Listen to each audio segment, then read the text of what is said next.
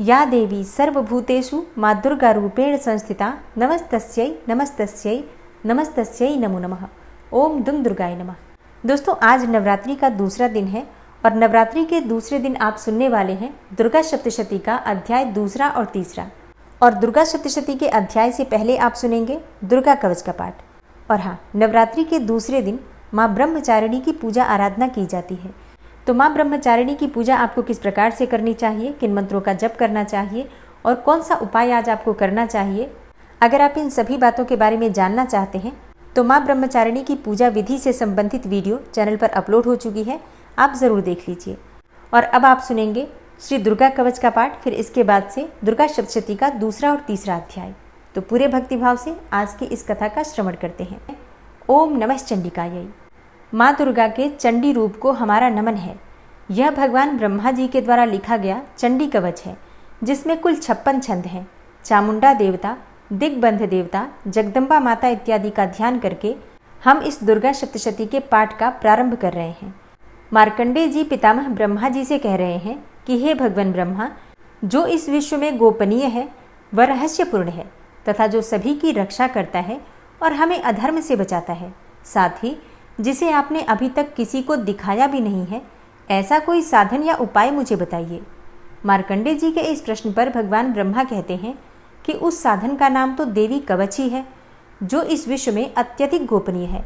वह देवी कवच सभी का कल्याण करने वाला, पवित्रता और पुण्य देने वाला है। आपको इसी का ही जाप करना चाहिए, इससे ही आपका उद्धार होगा। माँ दुर्गा की 9 मूर्तियाँ हैं। माँ दुर्गा का प्रथम स्वरूप है माँ शैलपुत्री, दूसरा स्वरूप है माँ ब्रह्मचारिणी, माँ दुर्गा का तीसरा स्वरूप है माँ चंद्रघंटा और चौथा स्वरूप है माँ कुष्मांडा। उनका 5वां रूप स्कंद माता का है और छठा रूप माँ कात्यायनी है। 7वां स्वरूप है माँ कालरात्रि का और 8वां स्वरूप माँ महागौरी के नाम से प्रसिद्ध है। माँ दुर्गा का 9वां रूप है माँ सिद्धिदात्री। यही नव दुर्गा के रूप हैं जिसे भगवान ब्रह्मा के द्वारा वेदों के माध्यम से बताया गया है। जो मनुष्य अग्नि में जल रहा हो, सभी ओर से शत्रुओं से घिर गया हो, विपरीत परिस्थितियों का सामना कर रहा हो और उस समय यदि वह माँ दुर्गा की शरण में जाता है तो उसका कभी भी बुरा नहीं हो सकता है। अर्थात माँ दुर्गा का ध्यान किए जाने पर माँ दुर्गा उसकी हर परिस्थिति में सहायता करती हैं। यदि युद्ध का समय हो और मनुष्य संकटों में घिरा हुआ हो तो भी माँ दुर्गा के प्रभाव से उसका कुछ भी बुरा नहीं होता है। माँ दुर्गा उसके दुख, पीड़ा, भय इत्यादि का नाश कर देती हैं। जो भी भक्तगण माँ दुर्गा की भक्ति करता है, माँ दुर्गा अवश्य ही उन्हें अभय दान देती हैं। जो कोई भी देवी दुर्गा का ध्यान करता है, माँ दुर्गा उसकी हर प्रकार से रक्षा करती हैं और इस बात में कोई भी संशय नहीं है। चामुंडा माता का वाहन प्रेत है और वे उस पर सवारी करती हैं। वाराही माता का वाहन भैंसा है। ऐन्द्री माता का वाहन हाथी है तो वही वैष्णवी माता का वाहन गरुड़ है। भगवान शिव की पत्नी व सभी की ईश्वरी माँ पार्वती का वाहन वृषभ है। कुमारी माता का वाहन मोर है। लक्ष्मी माता कमल के आसन पर विराजमान है और उन्होंने अपने हाथों में भी कमल लिया हुआ है। वे भगवान विष्णु को अत्यधिक प्रिय हैं। वृषभ पर बैठी हुई माँ पार्वती का रंग सफ़ेद है। भगवान ब्रह्मा की पत्नी माँ ब्राह्मी या माँ सरस्वती हंस पर बैठी हुई हैं और सभी प्रकार के आभूषण पहने हुए हैं। इस प्रकार से माता रानी अपने भिन्न भिन्न रूपों में सभी तरह के योग व शक्तियों को ली हुई हैं। उन्होंने कई प्रकार के आभूषण व रत्न पहने हुए हैं जो उनकी शोभा को बढ़ा रहे हैं। माँ दुर्गा का एक रूप अत्यधिक क्रोध में रथ पर बैठा हुआ दिखाई देता है, जो दुष्टों का नाश करने के लिए है। वे अपने हाथ में शंख, सुदर्शन चक्र, गदा, हल, मूसल इत्यादि लिए हुए हैं। इसके अलावा उन्होंने अपने हाथों में खेटक, तोमर, परशु, पाश, त्रिशूल तथा उत्तम कोटि का धनुष भी लिया हुआ है। माँ दुर्गा दैत्यों, दुष्टों व राक्षसों का नाश कर देती हैं, भक्तों का कल्याण करती हैं तथा देवताओं का सदैव हित करती हैं। इसी उद्देश्य के तहत ही उन्होंने भिन्न भिन्न भांति के अस्त्र शस्त्र लिए हुए हैं। माँ दुर्गा के महारुद्र, प्रलयंकारी, पराक्रमी, महाशक्तिशाली, अत्यधिक उत्साही तथा भय का नाश कर देने वाले इस रूप को हम सभी नमस्कार करते हैं। माँ देवी के उस प्रलयंकारी रूप की ओर देखना भी बहुत मुश्किल है, जो शत्रुओं का भय बढ़ाने का कार्य करता है। पूर्व दिशा में इंद्री देवी मेरी रक्षा कीजिए, आग्नेय दिशा में अग्नि देवी मेरी रक्षा कीजिए, दक्षिण दिशा में वाराही माता, नैऋत्य कोण में खड़गधारिणी माँ, पश्चिम दिशा में वारुणी देवी और वायव्य कोण में मृगवाहिनी देवी मेरी रक्षा कीजिए। उत्तर दिशा में माँ कुमारी, ईशान कोण में शूलधारिणी, आकाश से अर्थात ऊपर से माँ ब्रह्माणी तथा नीचे अर्थात पाताल लोक से माँ वैष्णवी मेरी रक्षा कीजिए। राक्षसों के शवों को अपने वाहन के रूप में उपयोग में लाने वाली माँ चामुंडा देवी, आप दशों दिशाओं से मेरी रक्षा कीजिए। आगे से माँ जया तथा पीछे से माँ विजया आप मेरी रक्षा कीजिए। माँ अजिता मेरे वाम भाग में और दक्षिण दिशा में अपराजिता देवी मेरी रक्षा करें। मेरे शिखा की रक्षा उद्योतिनी देवी और माँ उमा मेरे सिर की रक्षा करें अर्थात उसमें वास करें। आप मेरे ललाट की मालाधारी के रूप में और भौहों का यशस्विनी के रूप में संरक्षण करें। भौहों के बीच में त्रिनेत्र के रूप में और नाक की यम घंटा के रूप में रक्षा करें। दोनों आँखों के बीच में शंख माता के रूप में और कानों की द्वारवासिनी के रूप में रक्षा करें। मेरे कपाल की कालिका के रूप में और कानों के मूल की शांकरी देवी रक्षा करें। नासिका की सुगंधा देवी और होंठ के ऊपरी भाग की चर्चिका देवी रक्षा करें। होंठ के निचले भाग की रक्षा अमृत कला देवी और जीभ की सरस्वती देवी रक्षा करें। मेरे दांतों की कुमारी देवी, कंठ की चंडिका देवी, घंटिका की चित्रघंटा देवी और तालु की महामाया देवी रक्षा करें। मेरी ठोड़ी की कामाक्षी देवी, वाणी की सर्वमंगला देवी, ग्रीवा की भद्रकाली तथा मेरुदंड की धनुर्धारी देवी रक्षा करें। बाहरी कंठ की नीलग्रीवा देवी, कंठ नलिका की नलकूबरी, कंधों की खड़गनी देवी और भुजाओं की वज्रधारिणी देवी रक्षा करें। दोनों हाथों की दंडिनी देवी, अंगुलियों की जगदम्बिका माता, नाखूनों की शूलेश्वरी देवी और पेट की कुलेश्वरी देवी रक्षा करें। स्तनों की महादेवी, मन की शोक विनाशिनी देवी, हृदय की ललिता देवी और उदर की शूलधारिणी देवी रक्षा करें। नाभि की कामिनी देवी, गुहा की गुहेश्वरी देवी, लिंग की पूतना व कामिका देवी तथा गुदा की महिषवासिनी देवी रक्षा करें। कटिभाग की भगवती देवी, घुटनों की विंध्यवासिनी देवी, जांघों की महाबला देवी रक्षा करें और सभी कामनाओं को पूरा करें। मेरी घुट्टियों की नारसिंही देवी, पैरों के आगे भाग की तेजसी देवी, पैरों की उंगलियों की श्री देवी और पैरों के तले की तलवासिनी देवी रक्षा करें। पैरों के नाखूनों की दृष्टा कराली देवी, केशों की ऊर्ध्वकेशिनी देवी, रोम छिद्रों की कौबेरी देवी तथा त्वचा की बागीश्वरी देवी रक्षा करें। माँ पार्वती देवी मेरे रक्त, मांस, हड्डियों इत्यादि की रक्षा करें। आंतों की कालरात्रि देवी और पित्त की मुकुटेश्वरी देवी रक्षा करें। पद्म कोशों की माँ पद्मावती देवी, कफ की चूड़ामणि देवी, नाखूनों की धार की ज्वालामुखी देवी और शरीर की संधियों की अभेद्या देवी रक्षा करें। मेरे वीर्य की रक्षा माँ ब्रह्माणी देवी, छाया की छत्रेश्वरी देवी तथा धर्मधारिणी देवी मेरे अहंकार व मन और बुद्धि की रक्षा करें। हे माँ दुर्गा, आप मेरे प्राणों, व्यान, उदान की समान रूप से रक्षा करें। वज्रहस्ता देवी मेरे प्राणों की रक्षा करें और मेरा कल्याण करें। आप मेरी सभी इंद्रियों, रस, रूप, गंध, शब्द व स्पर्श में बसती हैं। हे नारायणी देवी, आप मेरे सत्वगुण, रजगुण व तमोगुण की रक्षा करें। मेरे आयु की वाराही देवी, वैष्णवी देवी धर्म की, यश व कीर्ति की लक्ष्मी देवी तथा धन व विद्या की चक्रिणी देवी रक्षा करें। इंद्रा देवी मेरे गोत्र की, चंडी देवी मेरे पशुओं की, महालक्ष्मी देवी मेरे पुत्रों की और भैरवी देवी मेरी पत्नी की रक्षा करें। मेरे पथ की सुपथा देवी और उस मार्ग की क्षेमकरी देवी, राजा के दरबार में महालक्ष्मी देवी तथा सभी जगह निवास करने वाली विजया देवी मेरे भय की रक्षा करें। हे माँ दुर्गा, जो भी स्थान या अंग इस देवी कवच में रह गया है और वह अभी भी रक्षा करने योग्य है, तो आप उसकी भी रक्षा कीजिए। आप मेरे पापों का नाश करके मेरा उद्धार कीजिए। माँ दुर्गा की आज्ञा के बिना कोई भी व्यक्ति इस विश्व में एक कदम भी आगे नहीं बढ़ सकता है। हम यदि कहीं भी जा रहे हैं तो हमें अवश्य ही इस देवी कवच का पाठ करना चाहिए और उसके बाद ही प्रस्थान करना चाहिए। इस दुर्गा रक्षा कवच के पाठ से हमें हर जगह लाभ व सफलता मिलती है और हमारे सभी काम बन जाते हैं। हम जब भी माँ दुर्गा का ध्यान करते हैं, वैसे ही हमारे सभी काम बनते चले जाते हैं।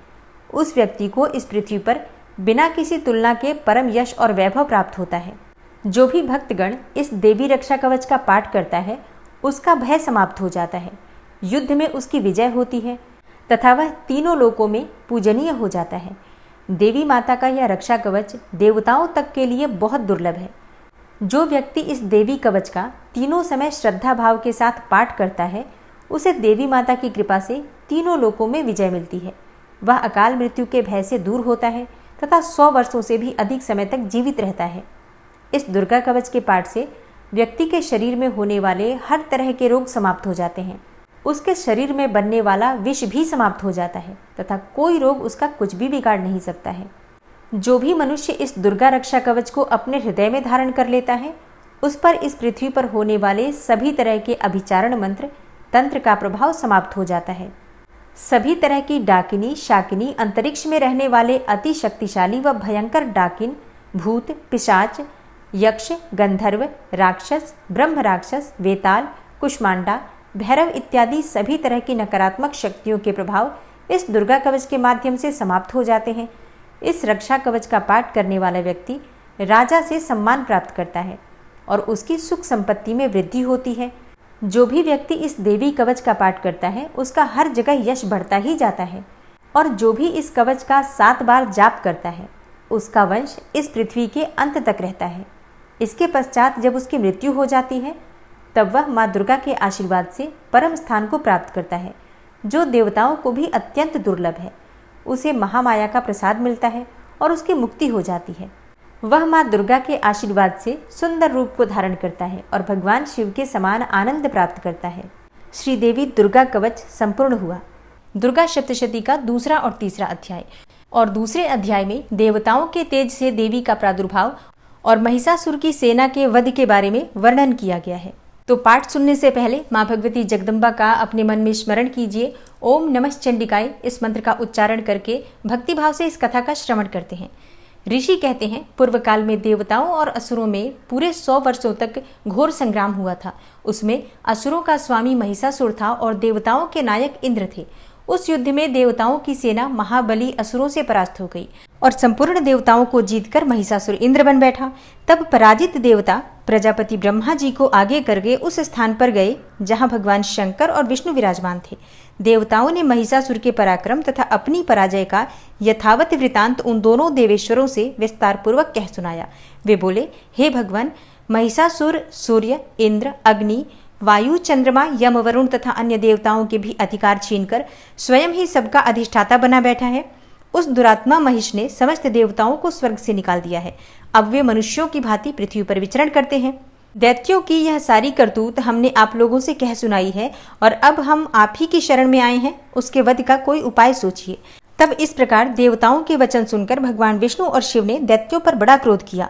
उनकी भौहें तन गई और मुंह टेढ़ा हो गया। तब अत्यंत कोप में भरे हुए चक्रपाणी श्री विष्णु के मुख से एक महान तेज प्रकट हुआ। इसी प्रकार ब्रह्मा, शंकर तथा इंद्र आदि अन्यान्य देवताओं के शरीर से भी बड़ा भारी तेज निकला और वह सब मिलकर एक हो गया। महान तेज का वह पुंज जाज्वल्यमान पर्वत सा जान पड़ा। देवताओं ने देखा, वहां उसकी ज्वालाएं संपूर्ण दिशाओं में व्याप्त हो रही थी। संपूर्ण देवताओं के शरीर से प्रकट हुए उस तेज की कहीं तुलना नहीं थी। एकत्रित होने पर वह एक नारी के रूप में परिणत हो गया और अपने प्रकाश से तीनों लोकों में व्याप्त जान पड़ा। भगवान शंकर का जो तेज था, उससे उस देवी का मुख प्रकट हुआ। यमराज के तेज से उसके सिर में बाल निकल आए। श्री विष्णु भगवान के तेज से उसकी भुजाएं उत्पन्न हुई। चंद्रमा के तेज से दोनों स्तनों का और इंद्र के तेज से मध्य भाग अर्थात कटि प्रदेश का प्रादुर्भाव हुआ। वरुण के तेज से जंघा, पिंगली और पृथ्वी के तेज से नितंब भाग प्रकट हुआ। ब्रह्मा के तेज से दोनों चरण और सूर्य के तेज से उनकी अंगुलियां हुई। वसुओं के तेज से हाथों की अंगुलियां और कुबेर के तेज से नासिका प्रकट हुई। उस देवी के दांत प्रजापति के तेज से और तीनों नेत्र अग्नि के तेज से प्रकट हुए। उसकी भौहें संध्या के और कान वायु के तेज से उत्पन्न हुए थे।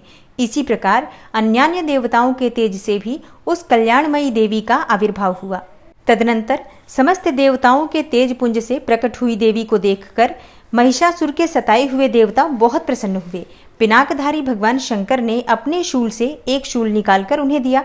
फिर भगवान विष्णु ने भी अपने चक्र से चक्र उत्पन्न करके देवी भगवती को अर्पित किया। वरुण ने भी शंख भेंट किया। अग्नि ने उन्हें शक्ति दी और वायु ने धनुष तथा बाण से भरे हुए 2 तरकश प्रदान किए। सहस्त्र नेत्रों वाले देवराज इंद्र ने अपने वज्र से वज्र उत्पन्न करके दिया और ऐरावत हाथी से उतारकर 1 घंटा भी प्रदान किया। यमराज ने कालदंड से दंड, वरुण ने पाश, प्रजापति ने स्फटिकाक्ष की माला, तथा ब्रह्मा जी ने कमंडलू भेंट किया। सूर्य ने देवी के समस्त रोमकूपों में अपनी किरणों का तेज भर दिया और काल ने उन्हें चमकती हुई ढाल और तलवार दी। क्षीर समुद्र ने उज्जवल हार तथा कभी जीर्ण न होने वाले 2 दिव्य वस्त्र भेंट किए। साथ ही उन्होंने दिव्य चूड़ामणि, 2 कुंडल, कड़े, उज्जवल अर्धचंद्र, सब बाहुओं के लिए केयूर, दोनों चरणों के लिए निर्मल नुपुर, गले की सुंदर हंसली और सब अंगुलियों में पहनने के लिए रत्नों की बनी अंगूठियां भी दी। और विश्वकर्मा ने उन्हें अत्यंत निर्मल फरसा भेंट किया। साथ ही अनेक प्रकार के अस्त्र और अभेद्य कवच भी दिए। इनके सिवा मस्तक और वक्षस्थल पर धारण करने के लिए कभी न कुम्भलाने वाले कमलों की मालाएं दी। जलधि ने उन्हें सुंदर कमल का फूल भेंट किया। हिमालय ने सवारी के लिए सिंह तथा भांति भांति के रत्न समर्पित किए। धनाध्यक्ष कुबेर ने मधु से भरा पान पात्र दिया तथा संपूर्ण नागों के राजा शेष ने, जो इस पृथ्वी को धारण करते हैं, उन्हें बहुमूल्य मणियों से विभूषित नागहार भेंट दिया। इसी प्रकार अन्य देवताओं ने भी आभूषण और अस्त्र शस्त्र देकर देवी का सम्मान किया। तत्पश्चात उन्होंने बारंबार अट्टहास पूर्वक उच्च स्वर से गर्जना की। उनके भयंकर नाद से संपूर्ण आकाश गूंज उठा। देवी का वह अत्यंत उच्च स्वर से किया हुआ सिंहनाद कहीं समा न सका। आकाश उसके सामने लघु प्रतीत होने लगा। उससे बड़े जोर की प्रतिध्वनि हुई, जिससे संपूर्ण विश्व में हलचल मच गई और समुद्र कांप उठे। पृथ्वी डोलने लगी और समस्त पर्वत हिलने लगे। उस समय देवताओं ने अत्यंत प्रसन्नता के साथ सिंहवाहिनी भवानी से कहा, हे देवी, तुम्हारी जय हो। साथ ही महर्षियों ने भी भक्तिभाव से विनम्र होकर उनका स्तवन किया। संपूर्ण त्रिलोकी को क्षोभग्रस्त देख दैत्यगण अपनी समस्त सेना को कवच आदि से सुसज्जित करके हाथों में हथियार ले सहसा ही उठकर खड़े हो गए।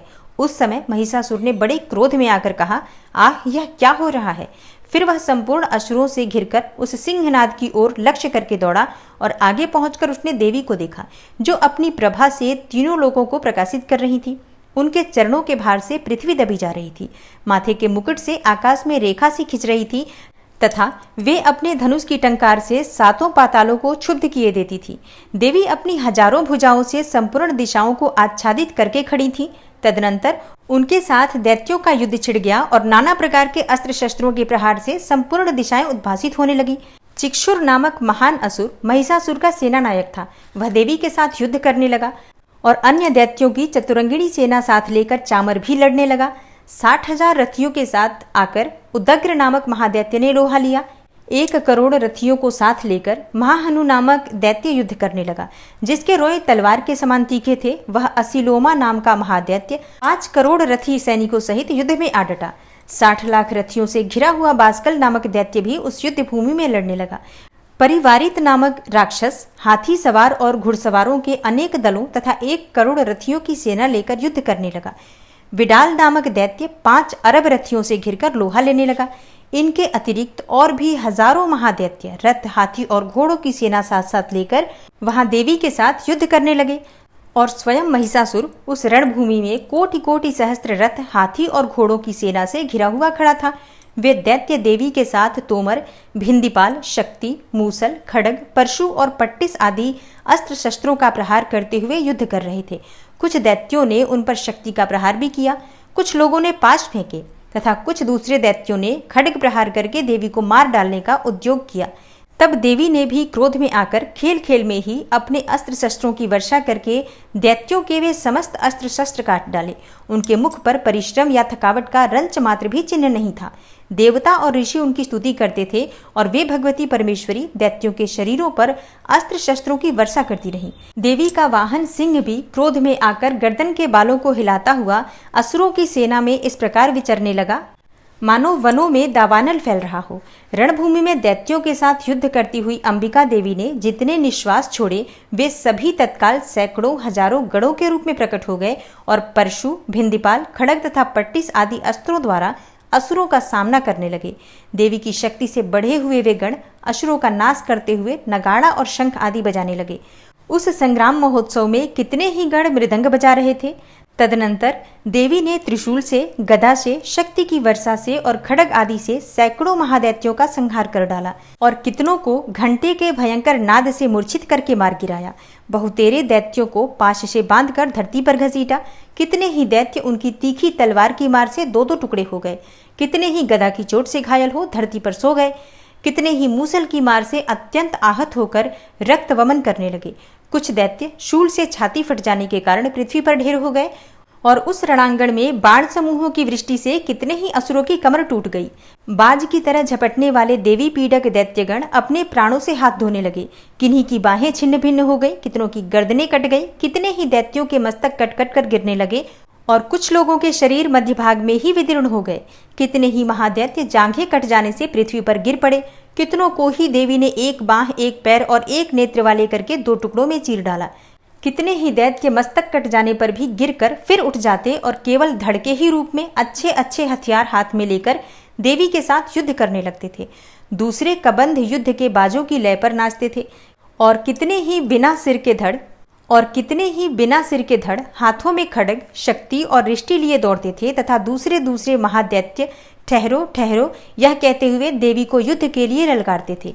जहां वह घोर संग्राम हुआ था वहां की धरती देवी के गिराए हुए रथ, हाथी, घोड़े और असुरों की लाशों से ऐसी पट गई थी कि वहां चलना फिरना असंभव हो गया था। दैत्यों की सेना में हाथी, घोड़े और असुरों की शरीर से इतनी अधिक मात्रा में रक्तपात हुआ था कि थोड़ी ही देर में वहां खून की बड़ी बड़ी नदियां बहने लगी।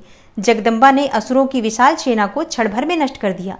ठीक उसी तरह जैसे तृण और काठ के भारी ढेर को आग कुछ ही क्षणों में भस्म कर देती है, और वह सिंह भी गर्दन के बालों को हिला हिलाकर जोर जोर से गर्जना करता हुआ दैत्यों के शरीरों से मानो उनके प्राण चुन लेता था। वहां देवी के गणों ने भी उन महादैत्यों के साथ ऐसा युद्ध किया जिससे आकाश में खड़े हुए देवता गण उन पर बहुत संतुष्ट हुए और फूल बरसाने लगे। इस प्रकार श्री मार्कंडेय पुराण में सावर्णिक मनवंतर की कथा के अंतर्गत देवी महात्म्य में महिषासुर की सेना का वध नामक दूसरा अध्याय पूरा हुआ। और अब आप सुनेंगे दुर्गा सप्तशती का तीसरा अध्याय।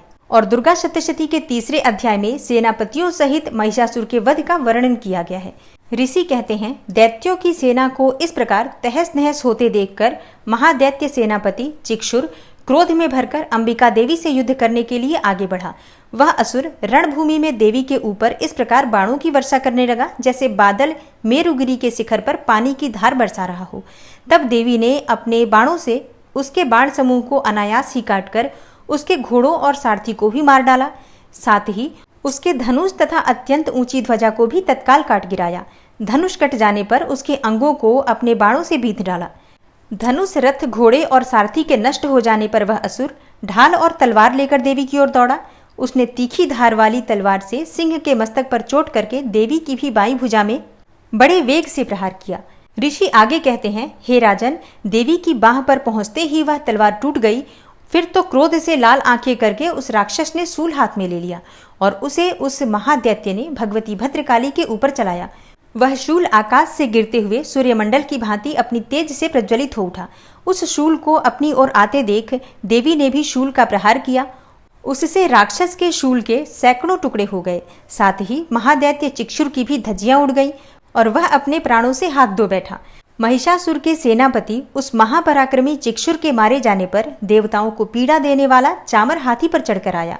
उसने भी देवी के ऊपर शक्ति का प्रहार किया, किंतु जगदम्बा ने उसे अपने हुंकार से ही आहत एवं निष्प्रभ करके तत्काल पृथ्वी पर गिरा दिया। शक्ति टूटकर गिरी हुई देखकर चामर को बड़ा क्रोध हुआ। अब उसने शूल चलाया, किंतु देवी ने उसे भी अपने बाणों द्वारा काट डाला। इतने में ही देवी का सिंह उछलकर हाथी के मस्तक पर चढ़ बैठा और उस दैत्य के साथ खूब जोर लगाकर बाहु युद्ध करने लगा। वे दोनों लड़ते लड़ते हाथी से पृथ्वी पर आ गए और अत्यंत क्रोध में भरकर एक दूसरे पर बड़े भयंकर प्रहार करते हुए लड़ने लगे।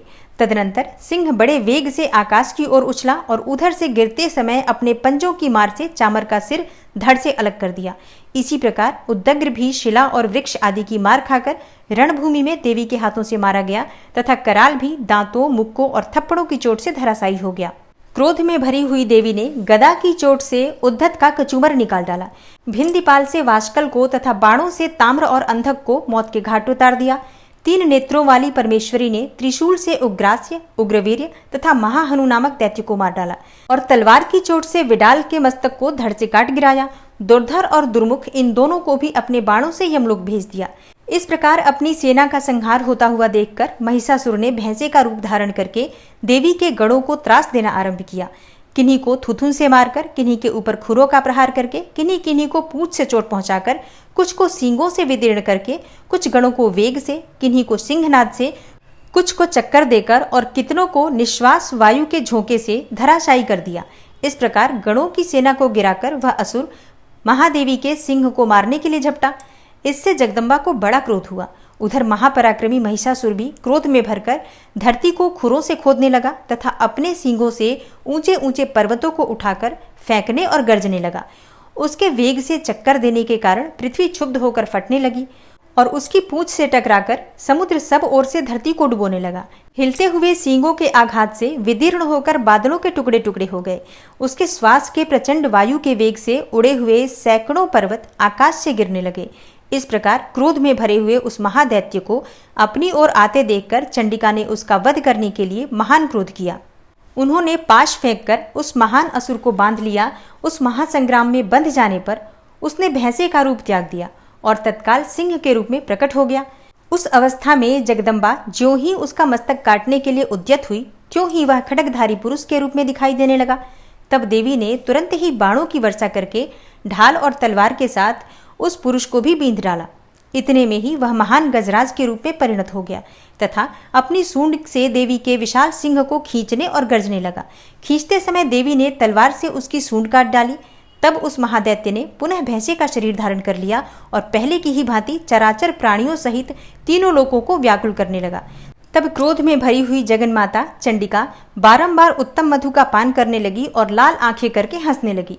उधर वह बल और पराक्रम के मद से उन्मत्त हुआ राक्षस गर्जने लगा और अपने सींगों से चंडी के ऊपर पर्वतों को फेंकने लगा। उस समय देवी अपने बाणों के समूहों से उसके फेंके हुए पर्वतों को चूर्ण करती हुई बोली। बोलते समय उनका मुख मधु के मद से लाल हो रहा था और वाणी लड़खड़ा रही थी। देवी ने कहा, ओ मूढ़, मैं जब तक मधु पीती हूँ तब तक तू क्षण भर के लिए खूब गर्ज ले। मेरे हाथ से यहीं तेरी मृत्यु हो जाने पर अब शीघ्र ही देवता भी गर्जना करेंगे। ऋषि कहते हैं, यो कहकर देवी उछली और उस महादैत्य के ऊपर चढ़ गई। फिर अपने पैर से उसे दबाकर उन्होंने शूल से उसके कंठ में आघात किया। तब उनके पैर से दबा होने पर भी महिषासुर अपने मुख से दूसरे रूप में बाहर होने लगा। अभी आधे शरीर से ही वह बाहर निकलने पाया था कि देवी ने अपने प्रभाव से उसे रोक दिया। आधा निकला होने पर भी वह महादैत्य देवी से युद्ध करने लगा। तब देवी ने बहुत बड़ी तलवार से उसका मस्तक काट गिराया। फिर तो हाहाकार करती हुई दैत्यों की सारी सेना भाग गई तथा संपूर्ण देवता अत्यंत प्रसन्न हो गए। देवताओं ने दिव्य महर्षियों के साथ दुर्गा देवी का स्तवन किया। गंधर्व राज गाने लगे तथा अप्सराएं नृत्य करने लगी। इस प्रकार श्री मार्कंडेय पुराण में सावर्णिक मनवंतर की कथा के अंतर्गत देवी महात्म्य में महिषासुर वध नामक तीसरा अध्याय पूरा हुआ। ओम नमः चंडिकायै। दुर्गा सप्तशती का अगला अध्याय आप कल की कथा में सुनेंगे। उम्मीद करती हूँ आज की कथा आपको ज़रूर पसंद आई होगी। अच्छी लगी हो वीडियो तो लाइक ज़रूर कीजिए। और हाँ, आपके लाइक्स, आपके कमेंट्स मेरे लिए बहुत महत्वपूर्ण होते हैं, इसलिए वीडियो को लाइक ज़रूर किया कीजिए और ज़्यादा से ज़्यादा इस वीडियो को अपने फैमिली फ्रेंड्स के साथ शेयर कीजिए। चैनल पर पहली बार आए हैं, अगर अभी तक आपने चैनल को सब्सक्राइब नहीं किया है तो आज की वीडियो अगर आपको अच्छी लगे तो चैनल को सब्सक्राइब करके बेल आइकन को ज़रूर प्रेस कर लीजिए। इससे ये होगा कि इस चैनल पर जो भी नई वीडियो अपलोड होंगी उनकी नोटिफिकेशन आपको सही समय पर प्राप्त होगी। मिलती हूँ मैं आपसे अगली वीडियो में, तब तक के लिए नमस्कार।